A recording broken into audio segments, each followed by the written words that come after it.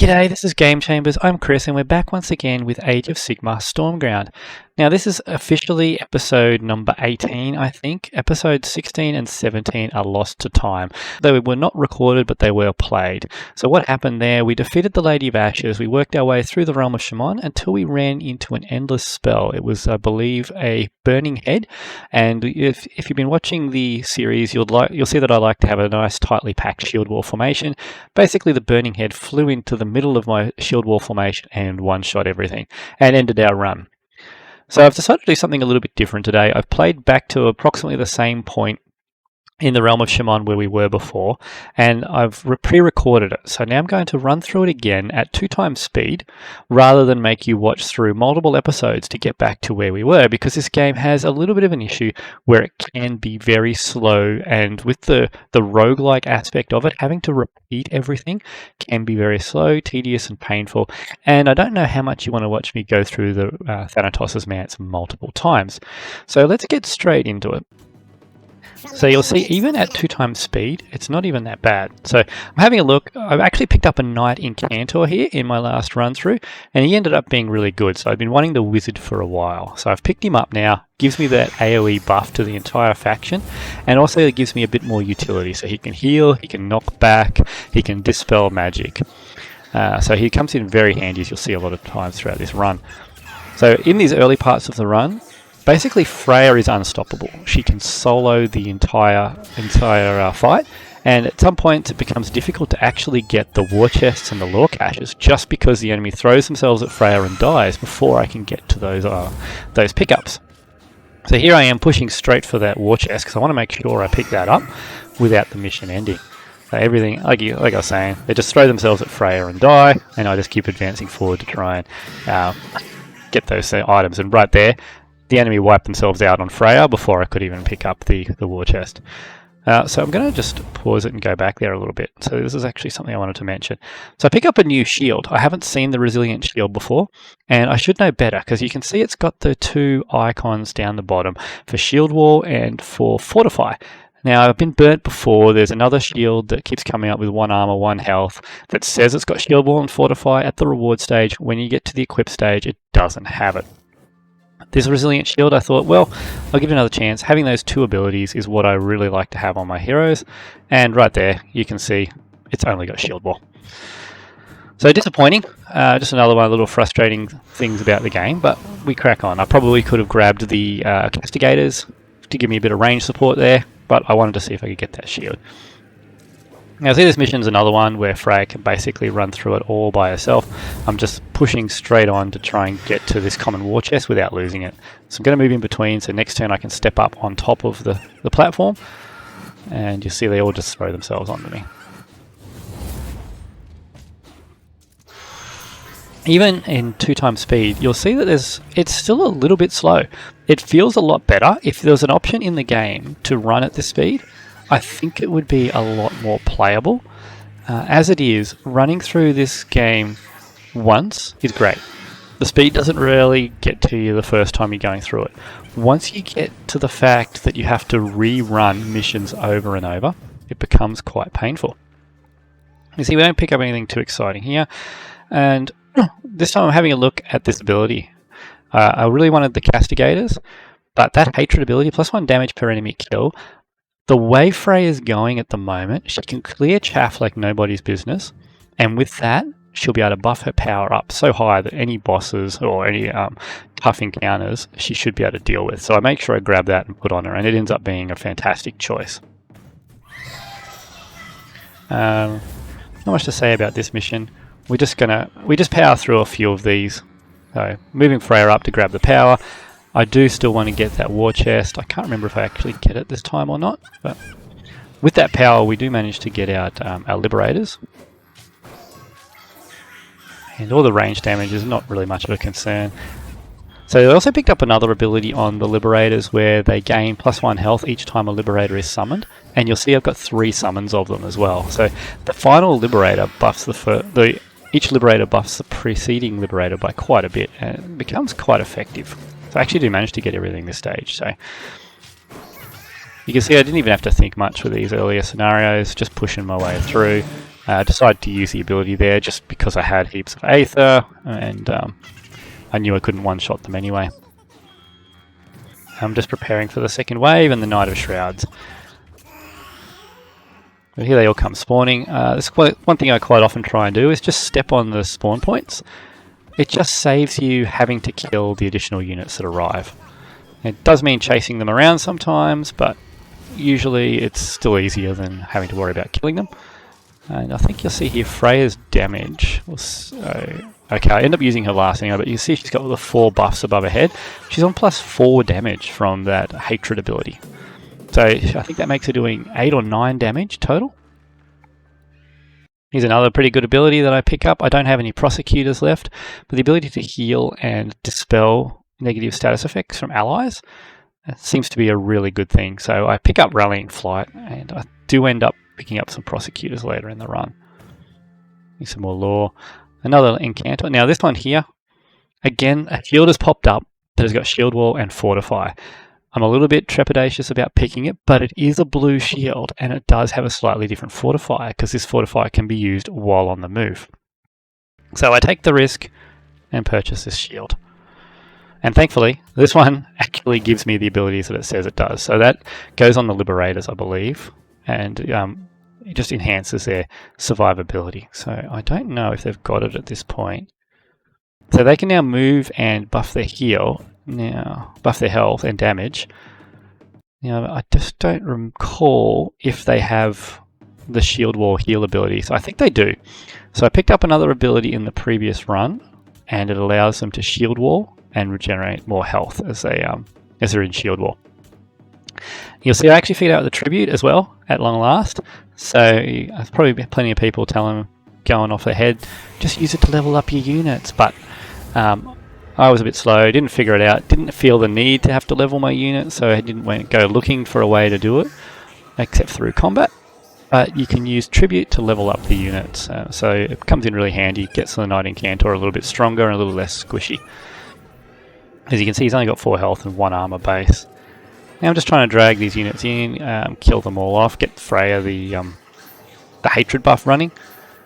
And I do overextend the Knight Incantor a little bit there. You can see he's got a bit of range support, creates fire. Very useful little unit. I'm not sure. Yeah, okay, he gets pretty low here. But we have heaps of power, heaps of Aether now. We use the knockback to heal the Knight Incantor, so the Incantor can move behind. I'm just thinking if there's anything he can actually do. Probably could have healed himself, and Freya could have killed something. But Freya's starting to build up those hatred stacks now, and she's becoming a force of nature. So we're just seeing what I can do with the Knight Incantor. I decided to just keep gathering Aether. So I do have to kill the Knight of Shrouds, but there we go. Keep stacking the damage on Freya, and I do the same. I move the Liberator away to let Freya get that damage buff. I want to be able to drop him as quickly as possible. And I try a Dispel to see if I can dispel the invulnerability with the Knight Incantor without actually getting rid of this little tower. And it turns out I can't. So here I got sick of clicking on units to see if they were done, and I thought I would have another look. Maybe I'd missed a setting to go faster. I couldn't see one, so I was looking if there was a button to skip units' actions or anything like that. Couldn't see anything in there, but I did end up putting tab on the button to switch between units to save me having to click on each unit to make sure they were finished. I could just tab my way through them. So here I am, just repositioning a little bit, getting Freya in to tank the Knight of Shrouds, while the other units deal with the what's this thing called, the Demigod Idol. And I've got the Knight Incantor down here ready to grab that rare war chest as well. And there's another bit of healing there from Freya. So I've got quite a lot of healing going now. So the Liberators heal while in Shield Wall. They can move and they can heal 1. Freya can heal 2 in an AoE when she shield bashes, and the Knight Incantor can heal 3 with a channeled 1 duration on his natural spell. So I've got a lot of healing happening. I'm pretty happy with the tankiness of the Warband at this stage. It's now just a matter of pushing them through Thanador's Mance and getting them back to Shaman, just seeing how they go. And that can be a little bit of a grind. You'll notice it's at 2 times speed. It flows a lot better, but a couple of these attacks, they still feel a little slow when they get initiated. But for the most part, at double speed, the game looks and feels pretty good. So if anything, I'd recommend that be implemented as an option. So here I pick up another item for the Knight Incantor. Doesn't end up being as effective as I thought it would be, because any non-charge damage inflicts chain lightning, but extra damage is extra damage. Try and decide which way I want to go. They're both very similar, so I think I end up picking the one that's got no range units. And I switch out to put Celestial Arc on the Knight Incantor. I think I'm still running that on him at the moment. Might switch it back off. I'm not sure how useful it is. I prefer him just for the support aura and the healing. So the cooldown reduction is really good on him. And having him really cheap is also handy. Just going through, checking out my war gear. And we jump straight into the next one. I got a couple of exploding ones. I have a quick look at this battlefield, and it looks like something that Freya is going to be able to pretty much solo again.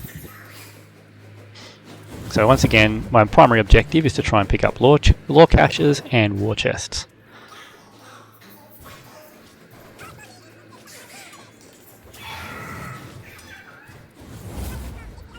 Yeah, and so you can see she's already one-shotting most things. And I could have killed this guy, but I've decided to not, just in case they somehow steal my war chest, and I do want to still keep collecting the items. And I don't even summon the Knight Incantor because I don't require the assistance of it. And I don't want to risk it taking damage. So I'll wait, get the Liberators out, because they're a bit tankier, they can survive.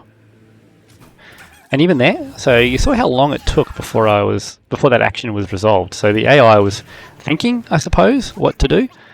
It's still at double speed, took a good 10-15 seconds before that unit decided what it was going to do, and that sort of thing drags the game down and really has a negative effect on it, in my mind. So I'm moving everything up. It'd be nice if I could have this animation speed at all times. I would really like that. So it reminds me a little bit of... I'm having a mind blank at the moment. Fire Emblem games. So Fire Emblem has a similar turn-based system where the combat is very similar, but Fire Emblem is based on a grid.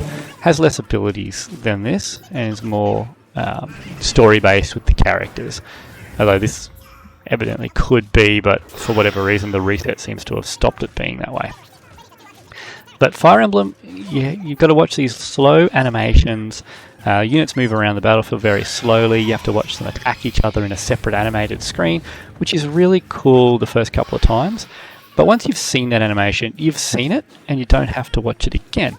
So Fire Emblem gives you the option to turn off the combat animations and to speed up the battle animation. So you can actually have it running at high speed at all the times without watching the excessive animations, and it lets you really focus on the tactical gameplay, which I think this game really lacks at the moment.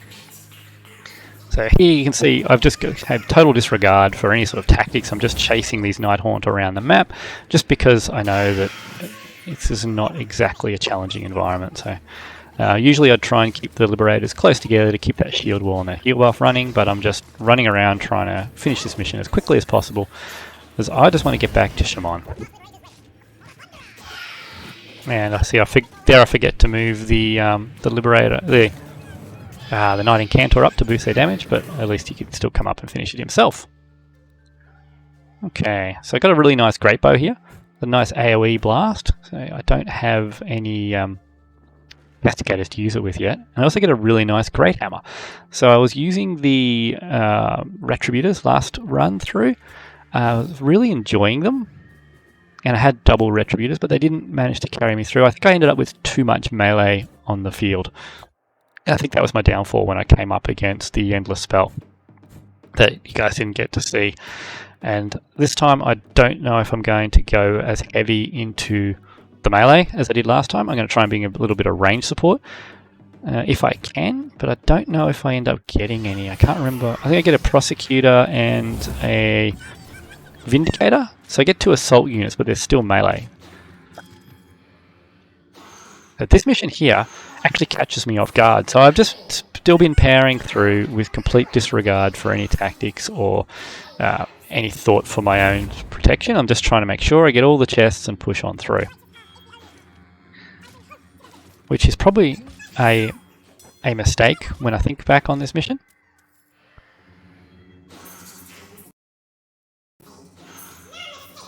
Okay, so yeah, it's just going to be a matter of slowly grinding through this fight, is what I was originally thinking. And Freya can pretty much solo these. They're a bit of a higher tier unit. They do have some armor-piercing ones, which did give me a little bit cause for alarm, but I didn't think it was too much to worry about. So, you see there, she's just slowly grinding through them. These ones that stun me on kill have prevented me from advancing at all, so I've killed it again. Once again, the final charge has stunned Freya, so I just basically have to sit here and grind it out until I'm allowed to move Freya, and then I do move her forward. And then I can start bringing in some assistance. Now, I still want to get this chest. It's a rare war chest, I believe. I think that's a purple glow coming from it, so I focus on getting that. And I think I can just send this Liberator around the flank to get it. You can see I use the fortify on the movability, and then when I see what's come out of here, I realise that it might not be that straightforward. So these are all, for the most part, armor piercing, I think. No, this has only got the single armor piercing unit. These three. So they got 3 lots of armor piercing, and this is where I realised that I might be in a little bit of trouble here, and these guys can't go and solo everything by themselves. So I have to stop, have a bit of a think. I'm thinking we've only got 2 waves, because usually these missions are 2 waves long. So I'm just considering how to get through just the next couple of waves. And so I'm bringing Liberators in to support and trying to figure out how I'm going to get this rare war chest without killing everything. Now this guy's in a bit of trouble, so I think I pull him back. And so even with the buff from the Knight Incantor, the Liberators can actually do a fair bit of damage. So it boosts them to 4 or 5. 5 damage, looks like, yeah. Now I'm just checking here, see if I can bring him forward or if he's going to get himself killed. And now I think this is the last model in the battle, so I get thinking, well, if it's the last model, I don't want to kill it. I need to tank and just pull back and just let him stay alive until I can grab the war chest. Just pulling everyone back. Put protection on this guy so he doesn't get killed by the survivor here. Run Freya forward. In my mind, this is the end of the fight. I think I'm going to not finish, grab this chest, kill this this unit, and then it's game over. So I got the chest, like, okay, cool, we can finish this off now. And I make the mistake of not finishing it and hitting end turn, which is a bit silly. But turns out wasn't finishing the game anyway. I don't have the means to kill him at the moment. And now he comes in and he dies. And I realise, okay, we have another wave. Well, let's buff Freya's health. Let's get these Liberators up. And I'm going to have to move the Knight Incantor up to heal Freya. And then they come in, and I think it's 3, or is it all of them? They have multiple, anyway, of armor-piercing units with damage buffs. So they're coming with the armor-piercing units, they've come in with the damage buff units, and that round, their damage is insane. So they've just one-shot a couple of Liberators, they've taken a massive chunk out of Freya, and all of a sudden, what I thought was going to be an easy win is turning into a fight for survival. So there you go, you can see another Liberator, one shot from full health. And I'm thinking, oh no, this is going to be the end of the run, and I'm doing it in a fast-forward environment. I haven't even reached the end of Thanator's Mance. So I have to really pull back. I'm really relying on Freya here, trying to keep the Knight Incantor safe. You can see there, he nearly loses the Knight Incantor. Freya takes a hit, but deals with him, and the next turn I can deal with him. So I successfully finished the mission, but it ended up catching me a little bit off guard and cost me a little bit more than expected. So I've already got this unending chest. So here we go. This was a cool looking ability. So reinforcing flight reinforces the ability that the prosecutors have when they land, and it gives a +1 armor to everyone around them. This would then be able to stack with their heal and their dispel.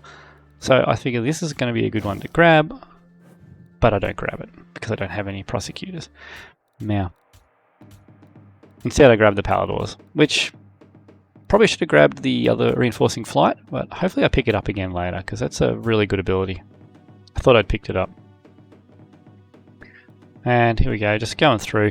This is another bit about the game that I think could use a little bit of work. The UI, especially for gearing up units and switching between units, is very clunky. It might have been designed to be used on a gamepad or maybe a touch screen. I'm not 100% sure where the design choices come from here, but it's not ideal. It's very, very clunky, very back and forward. Like, look at how big this menu is. I have so many skills now. There's no way to filter them or sort them. They're just there. Even multiple copies are just multiple items in that window, which is not very user friendly at all. So here we go. This is basically where we got up to when you guys last would have seen a video. This was the next mission, the first mission of the 2 lost episodes. So I didn't complete it as easily as I do here. Once again, Freya can pretty much destroy everything here, assuming we don't get a scenario like what happened to us last time with the hordes of buffed armor-piercing units coming at us and us being out of position. So first lot gets cleared up really quickly by Freya. We have to wait for the slow animation of all that to disappear. So just remember, this is at 2 times speed in the background here. And we just have them coming in. Freya's just killing off what she can.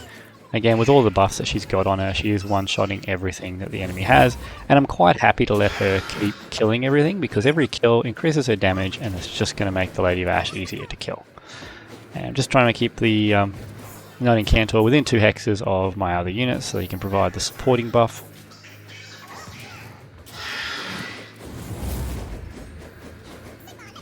And you actually get the supporting buff if you start your turn within range. So in that situation, if I had gone through with that attack with the Liberator, he would have got the +1 damage because he started his turn within 2 hexes of the Liberator.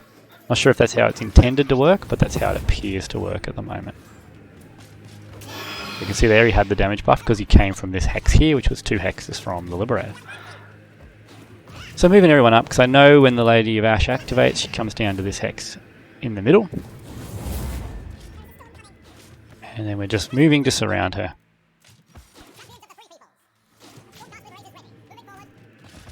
Decide not to attack just yet. I'm going to bring the Palador in to stun her. So that by stunning her, I ensure that she can't make any counter attacks on any of my units, and I can just use their attacks to chip away at her, which is what I do. And I forget to move the flank unit there to come back in, but it doesn't matter. She's low enough now that she'll die in the next attack. She's also had her damage quelled, so she can't even hurt anybody. And there we go. Lady of Graves down once more. Take a little while for the victory to come up here. And we pick up some pretty cool rewards. So these are all items for our Alkathor. So it just buffs his Aetheric Slam a little bit, but the main thing about that Star Crusher is it gives him +1 damage, +1 armor, and +2 health, which is really good to give him survivable. It also gives him a buff to his heal, but I didn't end up using that. 3 points of healing seemed to be more than enough.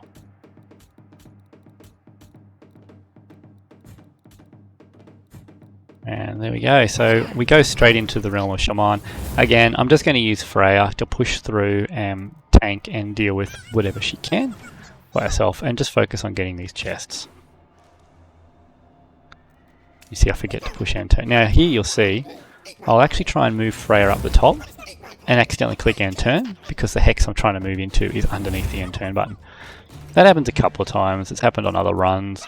I've done things where I've tried to move someone into a hex and it's moved them into a hex next to it because it hasn't been fully clear that that's what was going to happen. And there's a few little things like that about this game as well that tend to make it less enjoyable than it could be. So you can see I'm just using Freya, pushing in. She can tank whatever she needs to here. Bringing in a Liberator to support, because the Liberators are also quite tanky. Now, if I'm lucky, they've got no Nurglings or Block-Kin Sorcerers yet, so I don't have to worry about the corrosion patches and the seeds of corruption growing and spreading. Because the corrosion is the #1 threat from the Glockkin I found. Or the Maggotkin, I think they're actually called. And I'm just slowly moving through, grinding down these guys because they are quite resilient. And I'm going to grab the war chest and just keep moving through.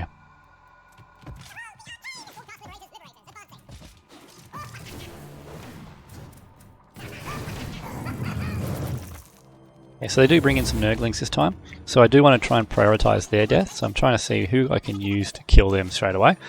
Turns out no one can one-shot the Nurgling, so I've just decided to move everyone up and kill off the I can't remember what they call them at the moment, Glockkin, the Nurgling Plague Bearer type thing.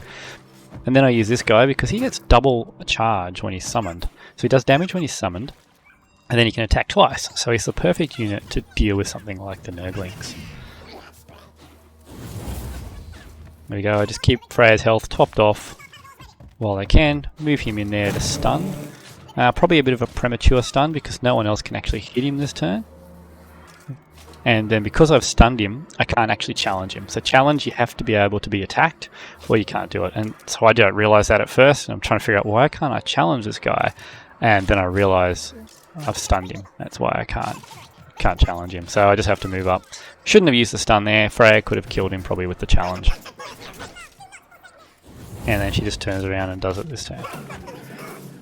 They're actually a little frustrating to fight against because they have two separate attacks that they can use that don't use that don't cause a retaliation.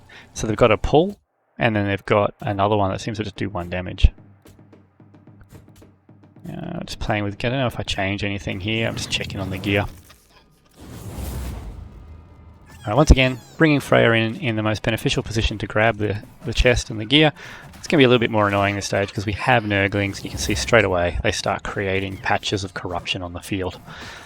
You actually have to hover over these to know what the Nurgle's curse is. I believe this time they ended up all being corruption, or maybe that's the last mission that they're all corruption.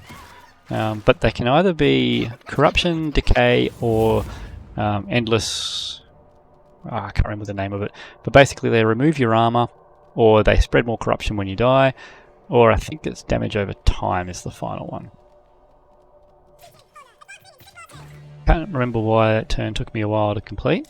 I think I thought I'd already done my turn. I don't think this is any reason of the games it's going slow. Okay, so we bring the Knight Incantor in there, just for the damage buff. I put him behind the wall, just so he didn't get pulled down by the Glockkin. And then I bring him back up onto the wall. And there you can see that they're starting to spread corruption over here. Now, I don't realise at this point that I can dispel it, so I don't actually end up getting rid of it. And yeah, I'm just making sure Freya gets all the kills, just to keep that hatred buff stacking up.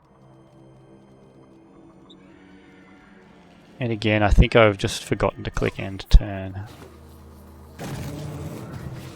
Okay, so you can see there, fire actually clears the corruption. So that's something I also didn't realise at this point.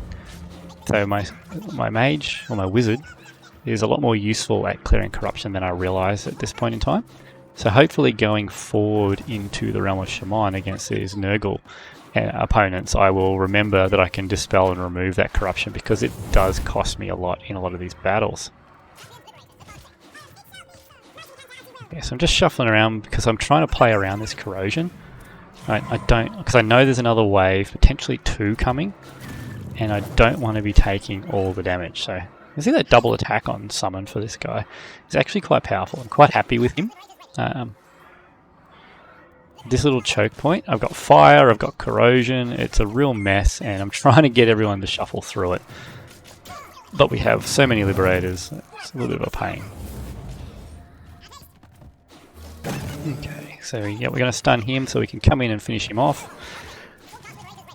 So the stun in that instance was to prevent the, can't remember the name of you, the Vanguard unit from taking the damage. It was not to prevent the unit from attacking back against the follow-up attack, because the follow-up attack was going to kill it. So you can see this guy, he's got 0 armor despite being in a shield wall. So that's what the corrosion will do. It'll knock away your armor. If you've got no armor, then knock away your health. So it can be quite painful. Okay, so here we got a couple of items come up. This Storm's Protection would be useful if you decided to use the Drake, Star Drake, whatever the name it is. I don't think the Drake's worth using. I think the Drake is a complete waste of time from what I've seen. Even if you have 5 stacks of it, it's still not going to be worth 10 Aether and then 3 rounds of channeling.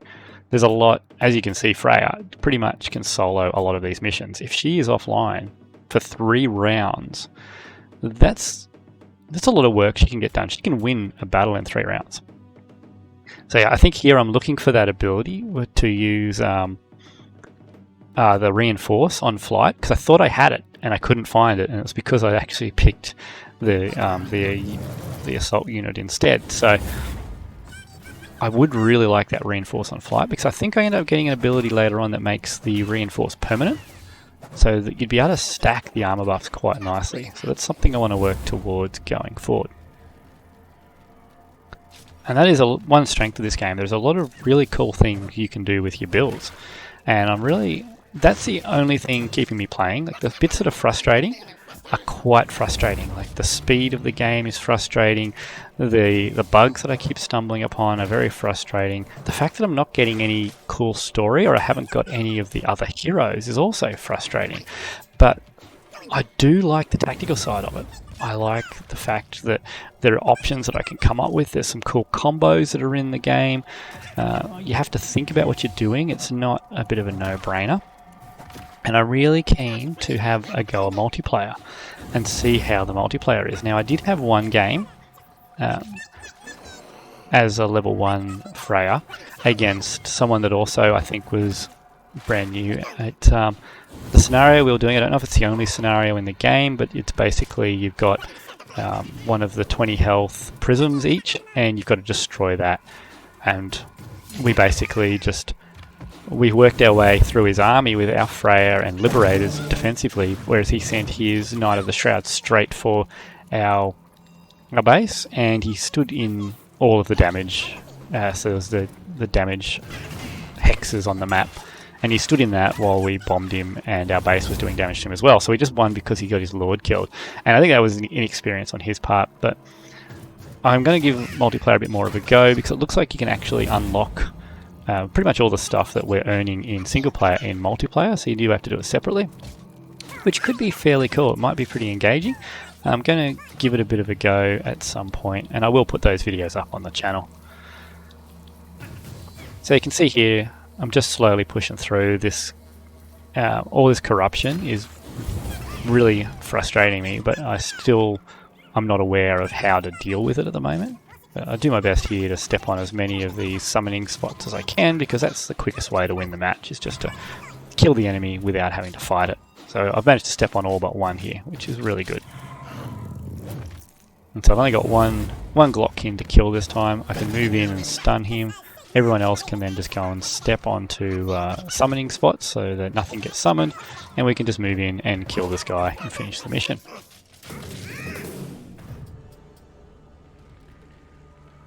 Yeah, so there's the lasting reinforcement ability, and when I see this, I'm kicking myself already, because this would have been fantastic to have with the ability to put the reinforcement on every time I use fly. So hopefully that is an ability that comes up again while we're playing this run. If not, it might come up in another run, but I'm not sure how many more runs I can go through with how slow it is to get back to this point. So I think we do only one more mission here.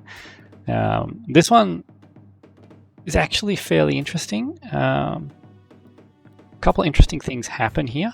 So I put that lasting reinforcement on even now, because even coming in, it's still +1 armor to a whole bunch of guys. This one we see a really game-breaking bug that could potentially have cost me the run had it been in a more dangerous or a more matched situation. So there's a really tight choke point there. You can see there's 2 hexes wide where that Glockkin has just moved to.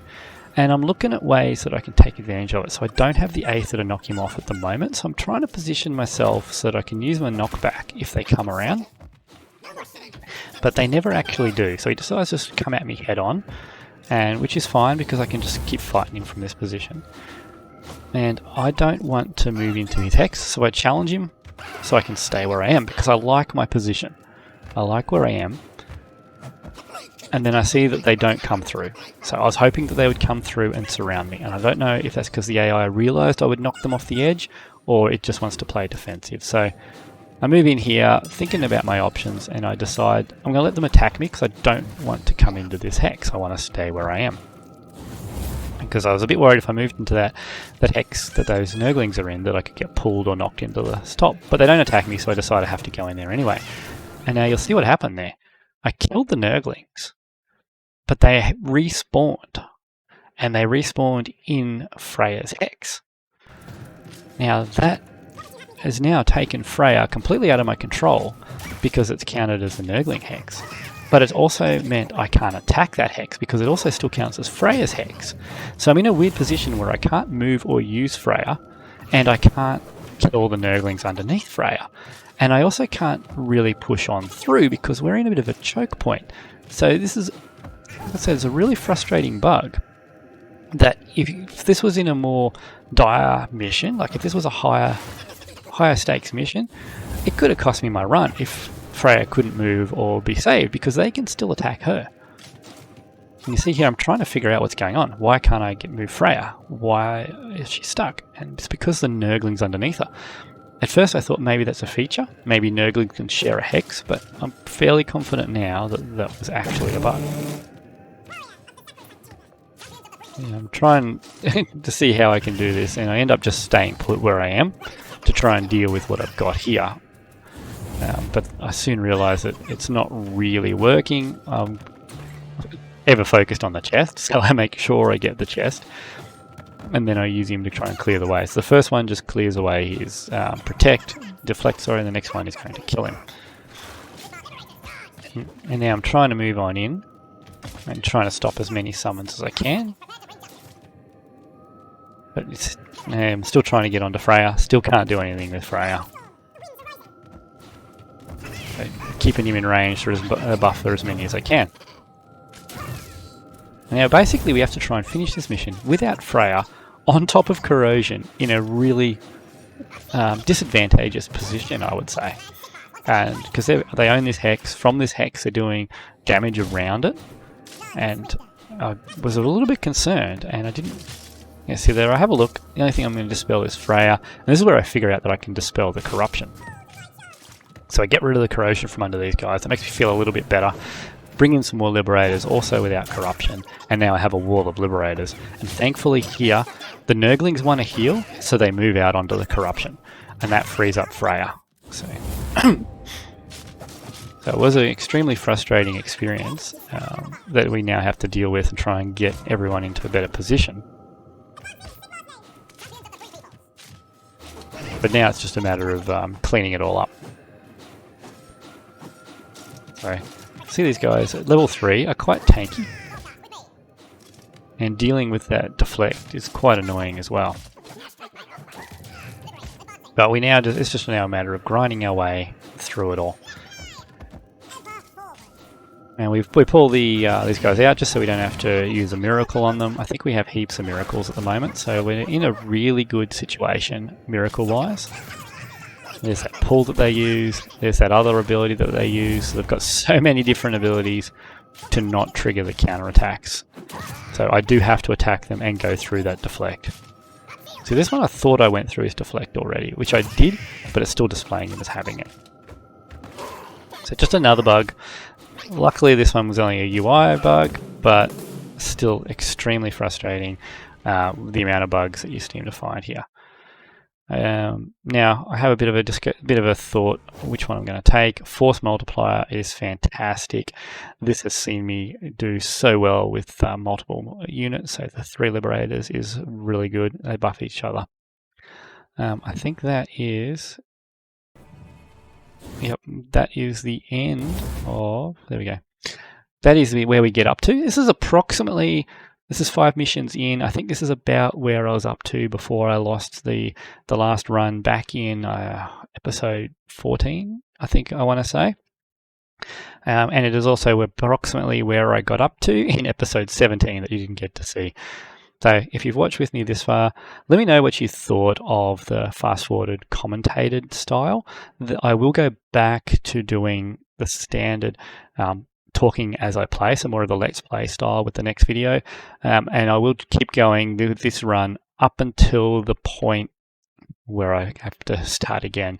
So I don't know if I'm going to play the single player on this too much more. I'm definitely not going to play through Nighthaunt or the Glopkin. I don't have any interest at all in those factions. I might do a bit of multiplayer though, so if you're interested in seeing that, let me know. I don't know what the community's like or if I will get any games or what will happen there, but we'll find out and have a look. So once again, thanks for watching. If you've enjoyed the content, give me a like and a thumbs up and any comments down below. Otherwise, we'll see you in the next video.